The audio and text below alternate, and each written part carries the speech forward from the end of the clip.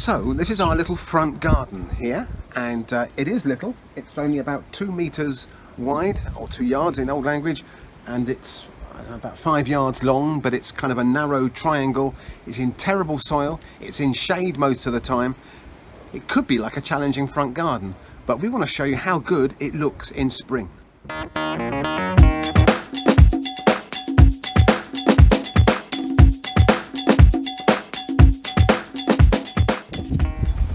So, just look at this. We're in late April, and we're going to take you on a bit of a tour in this spring garden out the front. And I'm going to give you the menu. What's on the menu today? We're going to look at our tulips. We're going to look at this rhododendron. We're going to look at our daffodils in pots. We are going to look at the difference between Polyanthus and primroses. We're going to look at our Vinca, the Periwinkle. We're going to look at our muscari, the grape hyacinth, and we're also going to have a look right at the end there at this Pieris, the forest flame, one of my favourite shrubs. And last but not least, we're going to have a look at our apple blossom tree that's just about to come into flower. So that's what's on the menu. Let's go and have a closer look in some more detail. So let's have a look at our daffodils and narcissi. This one, it's one called Skype, and kind of a salmony pink trumpet, and this has been in flower for well over a month. We're here at the kind of the last weekend in April now, and it's still got good strong colours on it. Just a little hint that some of the first flowers are starting to go over now, but we must have had at least 5 weeks, if not more, of colour from those. So that's one that I'm going to keep in that pot. We've had this one this is its 2nd year flowering, so I'm going to keep that for at least another year before I plant it out. We've put some fertiliser in there, and once that's finished flowering, we'll put it somewhere quieter in the garden and leave it just to store some energy in the bulbs for next year. This is our mixed pot of perfumed daffodils and narcissi, and as you can see, the earlier ones now are starting to go over. So we're going to just kind of take those dead flower heads off to prevent them trying to set seed, and all the energy then can go back down into the roots. But these have still got they've got a lovely perfume to them. So again, we've had well over a month of flowers from that. Still got another variety of daffodil or narcissi to come up yet. That's our pheasant eye. Where's the buds there? It's actually quite dry, that, so I might give them a drink, but the bulbs can cope with that, and when we give it some water or we get some rain, they will burst into flower. And this is something we look forward to every year. This is our Rhododendron Tinkerbird, which has this delicious perfume that you catch as you walk up and down our little steps back to the car there. A little treat for the postman when he comes every morning, and a treat for the bees as well. I've seen the bees coming in and out of here this morning. So it's quite a compact rhododendron. We have had a little bit of a problem, if you can see on the leaves here, a little bit of a problem with some sort of insect, maybe a thrip or something like that. You can see that kind of speckling on the leaf. It doesn't really seem to cause many problems, but we're dropping a lot of old leaves, so I'm just going to give that a spray with an insecticide to see if we can hold that back. Wow, look at these tulips. Aren't they gorgeous? Now, we struggle normally to keep tulips year after year around here in South Wales. I think it's because our soil tends to be quite clayey and our weather tends to be quite wet, and I understand that tulips prefer a well-drained soil, and if I remember correctly, tulips were originally developed found in Turkey, in very well-drained soil. So this bed, as it happens, is very rubbly, stony underneath here. There's maybe a foot, 30 centimeters of soil, and then it's horrible, kind of very, very well drained, stony soil. So Oh, there we go. Just down there is our grape hyacinths, the muscari, and these guys grow almost like weeds, but they seem to thrive in a poor, well-drained soil.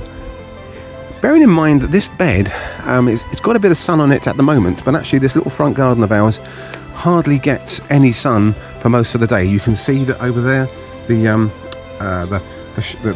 shade of the house is starting to creep in to the back of the garden, and within a few hours the whole of this garden will be in shade from kind of late morning through until late evening. So some of these plants, like the tulips, you would have thought would have preferred a much sunnier situation. Maybe just this few hours of sunshine in the morning is enough. Well, it seems to be working. But a lot of the shrubs, like the rhododendron, we've got an azalea here and a heather, the primroses, the acer, the rhododendron, are all perfectly happy growing in the shade, as is that Pieris at the back there. We're going to look more closely at that. And this little fellow at the front here, this is a periwinkle, a Vinca. There's a little flower there, you can just see him. Nice pretty blue flower. Not much in the way of flower, but a really dense ground cover, evergreen ground cover with a nice glossy leaf. Forms this kind of carpet of soft leaves there. And there are more flowers actually. Oh, that's a beauty. Hello mate, look at that. Whoa, you're gorgeous. Okay, now let's talk about primroses and polyanthus. So these here are polyanthus, and you can just see tucked in behind here and behind these alliums here. Oh, that's more like a primrose there. Well, it is a primrose. So what is the difference? Well, my understanding is that they're both part of the same family. It's the primula family. But these polyanthus tend to have their flowers on a cluster at the end of that long stem. Can you see that there? Oh. So there's a cluster of flowers, and then there's a long stem at the bottom. Whereas the primroses, and the common primrose tends to be this lovely kind of pale creamy yellow, they have one flower per stem. So the primrose, to my reckoning, has one flower per stem. The polyanthus has a cluster of flowers on a slightly longer stem. But these are done really well, and all we're going to be doing with these, let's see if I can gently step on here, is where a bunch of flowers goes over, like this one here. We'll just follow the stem back, and there we go, pinch him out to encourage more flower buds to follow on. So they're into their second year, and we'll leave them there for as long as we can, really. So we've looked at the rhododendron, we've looked at the daffodils, we've looked at the tulips, the muscari. Let's have a look at this rather gorgeous Pieris here at the back. So that's Pieris forest flame, and one of the first shrubs that I remember kind of falling in love with when I was at college, a horticultural college. I had to do a little project to study the plants in the college grounds, and that project must have started in the late winter, and then in spring I just saw this kind of what I thought was a boring evergreen shrub growing in the shade suddenly burst into this flush of delicious pinky red new growth, and I was hooked and have been ever since. So every garden that I've had a Pieris growing there somewhere, and it always kind of reminds me of Pershore College of Horticulture here in England. Well, in the UK, we're living in Wales, I hasten to point out. Yeah, it's a gorgeous shrub, and I'm going to do a separate video on Pieris because we've got 3 or 4 varieties growing in our garden. Listen to that noisy sparrow up there. So if you like the look of Pieris, give me a week or two and I'll upload a separate video especially on Pieris and some of the other varieties that we can get here in the UK. I can just see in there, look, oh, can you see it? There's a flower bud just there on these alliums. So they've been in a few years. They won't be long now before they're in flower. And before we finish with our little front garden, let's have a look at this apple blossom tree. Can you see that? So that is just a day or two away from being in full flower. It's going to be gorgeous. Doesn't it look great? So that pink against the blue sky there. And so I think the cherry blossoms are quite famous, aren't they? In fact, we're just having in the UK our first that I'm aware of, kind of cherry blossom festival. Maybe I should do a separate video on that as well. But that's a good tree for a small garden, because although it's got quite tall, I suppose that's about 10 foot high, it's only about a yard or a bit more than a yard across, so it's quite a narrow growing tree. I believe that's a type of a pink ballerina crab apple.